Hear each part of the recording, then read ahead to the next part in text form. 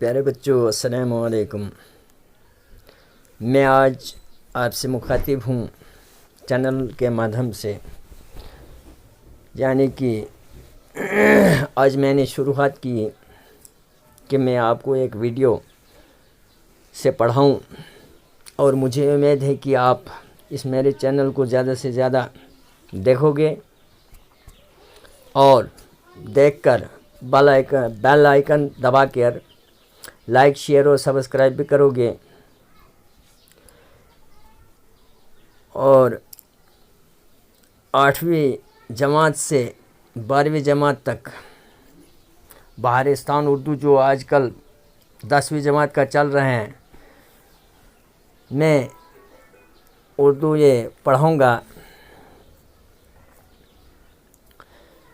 8ویں جماعت سے 10ویں جماعت تک، یہ 12ویں جماعت تک۔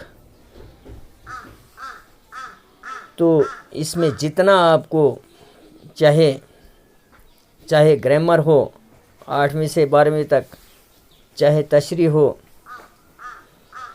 چاہے اس میں سلیس ہو، غزلیات کی تشریح ہو، نظم، قصیدہ، مرثیہ، قطع وغیرہ کی تشریح ہو، جو بھی ہو، میں اس میں پوری کوشش کر کے دینے کے لیے تیار ہوں، مگر اس میں زیادہ سے زیادہ آپ شیئر کرو گے اور بیل آئیکن بھی دباؤ گے، تاکہ ہر ویڈیو جو ہے آپ کو میرا پہنچ جائے گا، اور سبسکرائب بھی کرو گے، تاکہ جتنی ضرورت ہو آپ کو 8ویں سے 12ویں تک، چاہے وہ گرامر ہے، تشریح ہے، سلیس ہے، یا نظم، غزل وغیرہ جو بھی ہو، تو میں آپ کو دینے کے لیے تیار ہوں انشاءاللہ، جہاں تک بھی ہو سکے۔ تو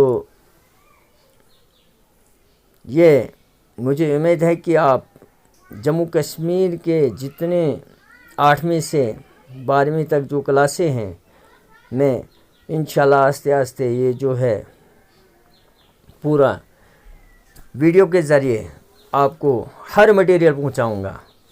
بہرحال مگر آپ کو کمنٹ کرنے کی ضرورت ہے جو آپ کو چاہے، اور میرا ویڈیو آپ کو کیسا لگے گا، کتنا لے پاؤ گے، وہ بھی آپ اس کمنٹ میں لکھو گے، اور جو آپ کو ضرورت ہوگی کمنٹ میں لکھو گے۔ السلام علیکم، شکریہ۔ پیارے بچوں السلام علیکم۔ میں آج شاعر میر تقی میر کی غزل، دوسری غزل کی تشریح کر رہا ہوں، جو آپ کے سامنے ہیں۔ تو مجھے امید ہے کہ آپ اس کو پڑھ رہے ہوں گے، اور جو میں نے کل پڑھایا آپ کو پہلی غزل، اس پر بھی آپ نے محنت کی ہوگی۔ تو بہرحال ہنگامہ گرم کن جو دل ناصبور تھا، پیدا ہر ایک نالے سے شور ناشور تھا۔ یعنی کہ شاعر میر تقی میر اس میں یوں فرماتے ہیں کہ میں اپنے محبوب کے لیے اتنا بے صبر ہو چکا تھا، میں اپنے محبوب کے لیے اتنا بے صبر ہو چکا تھا کہ میری ہر فریاد شور میں تبدیل ہو جاتی تھی۔ یعنی کہ میں فریاد کرتا تھا مگر وہ فریاد نہیں ہوتی تھی، وہ ایک شور برپا ہو جاتا تھا۔ یعنی کہ میں محبوب کے لیے اتنا بے صبر ہو چکا تھا۔ پیارے بچوں دوسرا شعر ہے، پہنچا جو آپ کو تو میں پہنچا خدا تئی، معلوم اب ہوا کہ بہت میں بھی دور تھا۔ شاعر یہاں پر یوں فرماتے ہیں، شاعر میر تقی میر، جس نے اپنے آپ کو پہچانا اس نے خدا کو پہچانا، جس نے اپنے آپ کو نہیں پہچانا اس نے خدا کو نہیں پہچانا۔ اس کا مطلب یوں ہے کہ خدا کو پہچاننے کے لیے اپنے آپ کو پہچاننا بہت ضروری ہے۔ شاعر میر تقی میر فرماتے ہیں کہ مجھے اب پتا چلا کہ میں اپنے آپ سے دور تھا، گویا کہ میں خدا سے بھی دور تھا۔ اس لیے اپنے آپ کو پہچاننا ضروری ہے اگر اللہ کو پہچاننا ہے۔ تیسرا شعر ہے اس کا بچوں، آتش بلند دل کی نہ تھی ورنہ اے کلیم، یک شعلہ بر کے خرمن صدا کوہ طور تھا۔ یعنی کہ شاعر اس میں کیا فرماتے ہیں، फरमाते हैं कि आतिश बुलंद दिल की न थी वरना एक कलीम। कहता है एक कलीम, कहते हैं एक कलीम, यानी एक कलीम का मतलब है हजरत मूसा तुझे अल्लाह के साथ प्यार और मोहब्बत और इश्क नहीं था।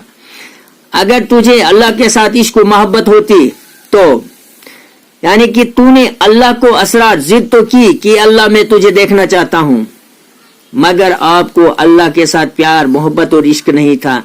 क्योंकि जब अल्लाह से तूने जिद की है अल्लाह मैं तुझे देखना चाहता हूं, जब अल्लाह ने कहा ए मूसा तूने मुझे देख सकता है, तुझ में वो ताब नहीं है कि तू मुझे देख सके, जब अल्लाह ताला से असर जिद यानी कि हजरत मूसा करता गया तो अल्लाह ताला ने हजरत मूसा को कहा ए मूसा उस कोई तूर की तरफ, उस पहाड़ की तरफ देख। जब हजरत मूसा ने उस पहाड़ की तरफ देखा तो अल्लाह ताला ने अपना जलवा दिखाया तो हजरत मूसा वहीं गश में गिर गए। और इसलिए शायद मीर मीर ने हजरत मूसा को कहा ए कलीम तुझे अल्लाह के साथ प्यार और मोहब्बत नहीं था, वरना प्यार और मोहब्बत और इश्क ऐसा चीज है जो पहाड़ को चला के राख कर देता, मगर तू खुद ही गश में गिर गया। तो यहां से जो है चौथा शायर यूं है, कल पांव एक कासाए सर पे जो आ गया यकसर वो अस्तखवान शिकस्तों से चूर था। यानी कि शायर मीर फरमाता है कल चलते चलते मैं कब्रिस्तान से गुजर रहा था, मेरा पांव जो है एक हड्डी पर आ गया, एक खोपड़ी पर पड़ गया। वो खोपड़ी जो है यानी कि मेरे पांव मेरे कदम के नीचे आई तो वो चूर चूर हो गई वो खोपड़ी। फिर आगे का शायर है, कहने लगा कि देख के चल रहा बेखबर, मैं भी कभू किसी का सर पर गरूर था। यानी कि वो खोपड़ी कहने लगी मुझे ए बेखबर इंसान तू देख कर चला कर, मैं भी कभी किसी के सर पर ताज हुआ करता था, तू इतने गरूर से ना चला कर, एक दिन तुझे भी मरना है। जैसे मैं भी एक दिन दबदबे में चलता था, मैं भी एक दिन किसी के सर पर ताज था, तो इसलिए तू इतना गरूर नहीं करो, जरा देख कर चल। और आगे जो है था वो यानी कि मक्ता, दूसरे गजल का मक्ता जो है, था वो तो रश के हूर बहश्ती हमें में मीर, समझे ना हम तो फहम का अपनी कसूर है था। यानी कि शायद फरमाते हैं, शायद मीर अपने आप से मुखातिब होकर फरमाते हैं ए मीर मेरा महबूब किसी जन्नत के हूर से कम नहीं था, जब तक मेरे पास था मैं उसको समझ न सका अपने महबूब को, ये मुझे अपना कसूर है, वरना मेरा महबूब जो किसी जन्नत के हूर से कम नहीं था। रिश्क हूर यानी कि बहुत खूबसूरत जन्नत के हूर के बराबर मेरा महबूब था, मगर शायर मीर अपने आप से मुखातिब है, जब तक मेरा महबूब मेरे पास था मैं उसको समझ नहीं सका, ये मुझे अपना कसूर है क्योंकि मैं अपने महबूब को समझ नहीं सका।